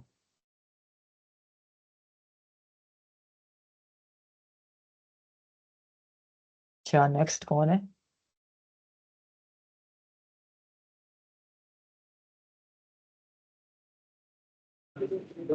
अरीशा है सर। अच्छा, अरीशा। जी, मेरा एक और क्वेश्चन है कि अगर आपका जीपीए 3.6 हो या इसी के राउंड अबाउट हो, 3.5 से अबव हो लेकिन इतना आउटस्टैंडिंग ना हो कि 4 है या 3.9 है, इतना ना हो, और फिर आपके पास इतनी अच्छी रिसर्च भी ना हो, तो फिर भी आपके चांसेस बनते हैं। और एक और बात पूछनी है कि अगर आप ईमेल करें पर्सनली प्रोफेसर को, जैसे हम प्रोफेसर को अप्रोच करते हैं फेलोशिप के लिए, वैसे अगर हम एरास्मस में भी ईमेल करें प्रोफेसर को ढूँढ के, तो क्या ये नेगेटिव इम्प्रेशन देता है या फिर इसका कोई फर्क नहीं पड़ता? और जीपीए कितना मैटर करता है? अच्छा, कुछ प्रोग्राम ऐसे हैं जिसमें जीपीए के पॉइंट्स ज़्यादा होते हैं। अच्छा, प्रोग्राम जब आप देखेंगे ना तो आपको अंदाज़ा होगा इससे, जो रिक्वायरमेंट्स हैं उसको देख के। मैंने ऐसे भी लोग देखे हैं जिनकी 3.3 थी और वो भी आकर बैठे हुए हैं यहाँ पर स्कॉलरशिप पे। तो ये मतलब कि कोई ऐसा कोई रूल नहीं है कि आपकी जीपीए कम है तो आप नहीं कर सकती। अगर जीपीए कम है तो आपको दूसरी जो चीज़ें हैं उनसे कवर करना होगा, मतलब एक्सपीरियंस से, रिसर्च से, या ऑनलाइन ऑनलाइन कोर्सेज से, या कुछ ऐसे करके आपने कवर करना होगा उसको। और जो दूसरी और बात जो थी ईमेल करने की, अच्छा वो मैं आपको रिकमेंड नहीं करूँगा, क्योंकि देखें जो चीज़ें रिक्वायर्ड है बस उतना ही करें इसके अंदर आप। मतलब कि ऐसे प्रोफेसर को अप्रोच करना कोई सही नहीं है। ओके, और अगर हमने यूनिवर्सिटी मतलब हमारी रिसेंट एजुकेशन है लेकिन उससे पहले हमने कॉलेज लेवल पे कोई वॉलंटियर वर्क किया है या स्कूल लेवल पे, मतलब बहुत ज़्यादा, अगर हम कॉलेज लेवल की भी बात कर लें कि हमने उधर ये लिखा है या ये वर्क किया या ये वॉलंटियर किया है, तो वो भी हमारे लिए एक्सेप्टेबल होगा एज अ प्लस पॉइंट? बिल्कुल होगा। कोई भी आपका एक्सपीरियंस ऐसा हो जो कि रेलेवेंट था तो वो आप उसमें मेंशन कर सकती हैं।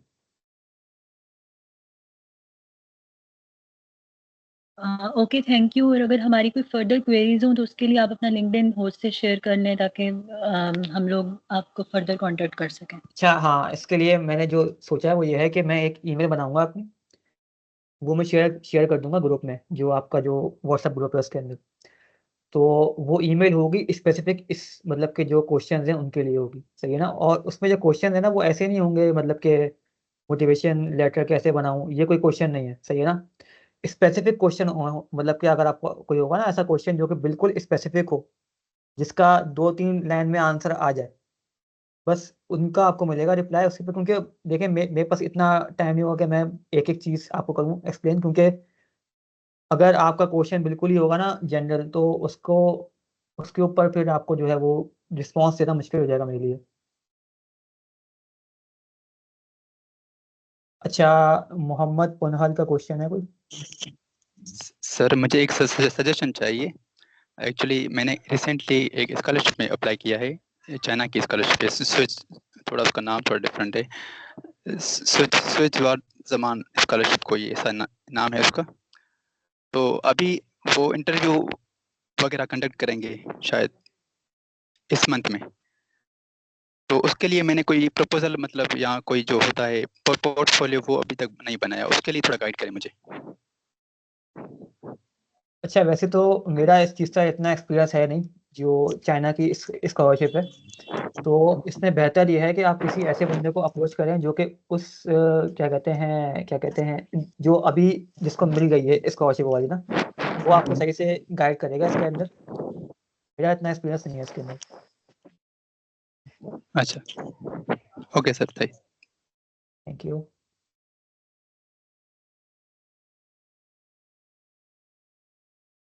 अच्छा, और कोई क्वेश्चंस हैं चैट में? सर एक और क्वेश्चन है कि ये जो इरास्मस मंडेस है इसके लिए आपने कहा ना कि आर्ट्स जो है वो एक प्रेफरेबल ऑप्शन है कि मतलब आर्ट्स देना चाहिए, लेकिन आर्ट्स का ये प्रॉब्लम है कि आर्ट्स 2 इयर्स के बाद एक्सपायर हो जाता है। तो अब अगर अभी हम आर्ट्स देते हैं और अभी हम 7th सेमेस्टर में मतलब फाइनल ईयर स्टूडेंट्स हैं, तो कल को जब हमें पीएचडी के लिए अप्लाई करना होगा तो 2 इयर्स तो गुजर जाएंगे, फिर दोबारा से आर्ट्स देना पड़ेगा। तो फिर आप क्या रिकमेंड करते हैं कि 7th सेमेस्टर के स्टूडेंट्स को मतलब फाइनल ईयर स्टूडेंट्स को होप सर्टिफिकेट की बेस पे फिर भी अप्लाई करना चाहिए, मतलब उनके चांसेस ज़्यादा हैं? अच्छा देखें, एक तो चीज़ ये है कि अप्लाई करने के कोई पैसे नहीं है, कोई फीस नहीं है, सही है ना। अप्लाई तो आप करें।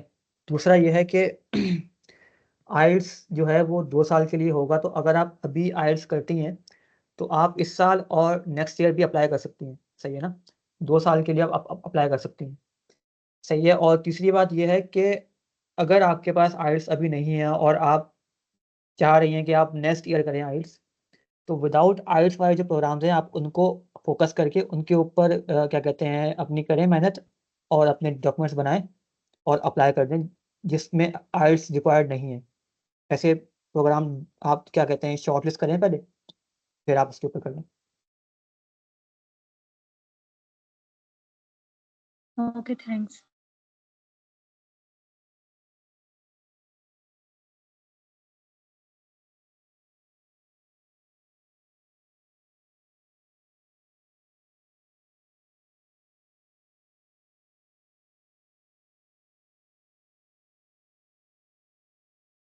सर मेरा एक क्वेश्चन है। जी पूछे आदित्य। अ, मेरे ना अभी लास्ट ईयर चल रहा है, इलेक्ट्रिकल इंजीनियरिंग कर रहा हूँ ना। तो अब मेरा आगे जो प्लान है वो मैं चाहता हूँ कि मैं प्रोजेक्ट मैनेजमेंट में जाऊँ। तो क्या इलेक्ट्रिकल के बाद प्रोजेक्ट मैनेजमेंट सही रहेगी? और मैं सर्च करता रहा हूँ कि प्रोजेक्ट मैनेजमेंट में मतलब अप्लाई कर सकूँ, अभी कोई स्कॉलरशिप आई थी, ट्राई कर रहा था। तो वहाँ मुझे प्रोजेक्ट मैनेजमेंट का वो नहीं मिल रहा था, मतलब प्रोजेक्ट, या इसका नाम कोई और होता है जब बंदा अप्लाई करता है? अच्छा, आप कह रहे हैं कि आप प्रोजेक्ट मैनेजमेंट में अप्लाई करना चाह रहे हैं इस स्कॉलरशिप पे, और आपकी जो डिग्री है वो इलेक्ट्रिकल की है। तो क्या आपका कोई प्रोजेक्ट मैनेजमेंट का कोई एक्सपीरियंस आपका कोई ऐसा है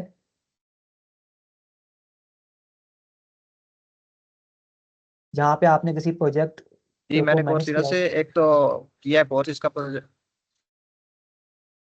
कोर्सेरा मैनेजमेंट से का कोर्स आपने, मैंने किया सही है। कोर्सेरा से। और जी, और मुझे 3 साल हो गए, मैं सोसाइटीज में हूँ और यही मैनेजमेंट ये सारी चीजें, मतलब इसका मुझे शौक भी है।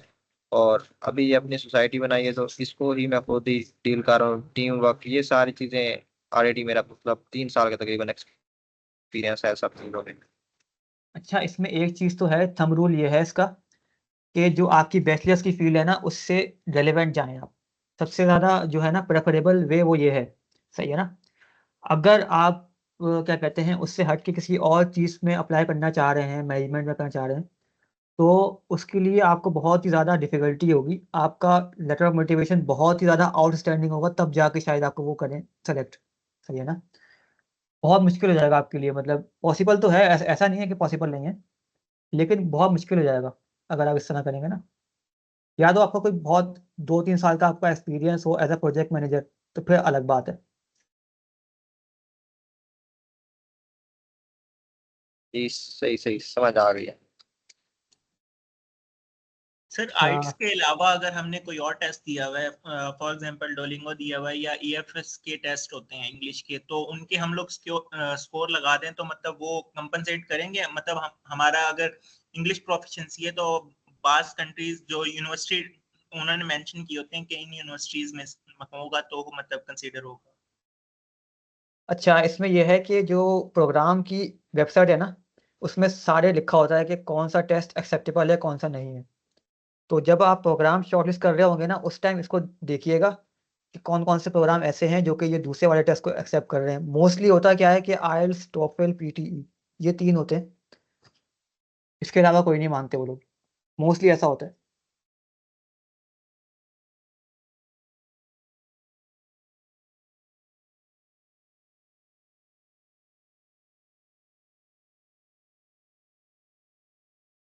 शोएब का कोई क्वेश्चन है? इनको कर दें अनम्यूट।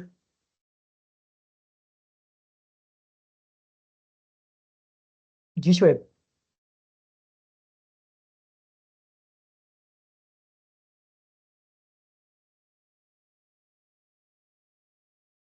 शोएब, आप खुद को अनम्यूट कर सकते हैं।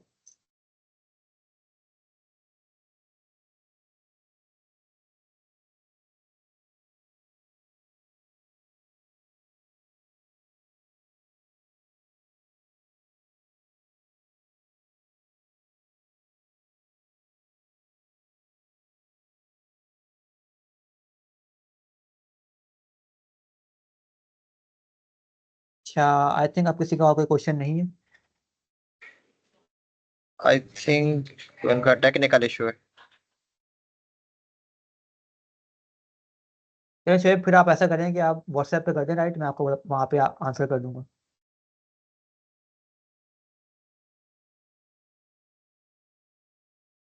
और कोई क्वेश्चन है तो पूछ लें।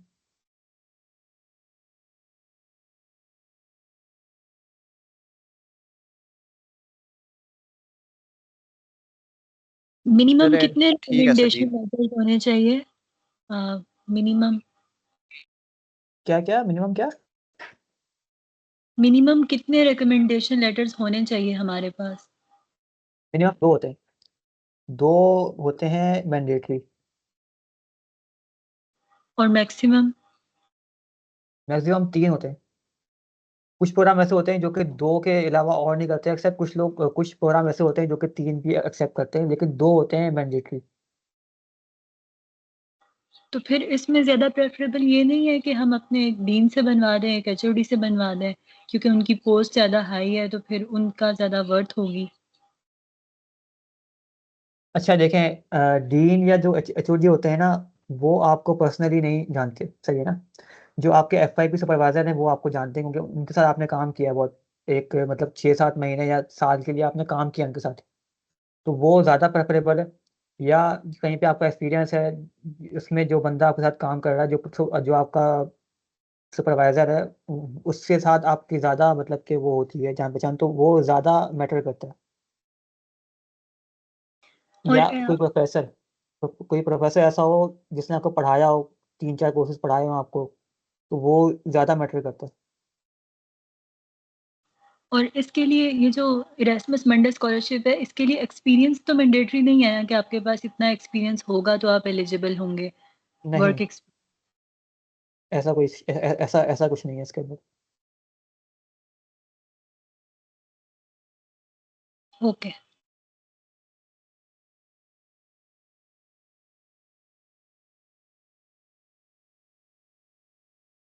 In चलें, I closing, guess. I would like to. Okay. Can I conclude? जी Isha, over to you. In closing, I would like to extend our deepest gratitude to our speaker for sharing his wealth of knowledge and valuable insights with us today. We are truly grateful for the guidance that you have provided. Thank you for taking out time for us.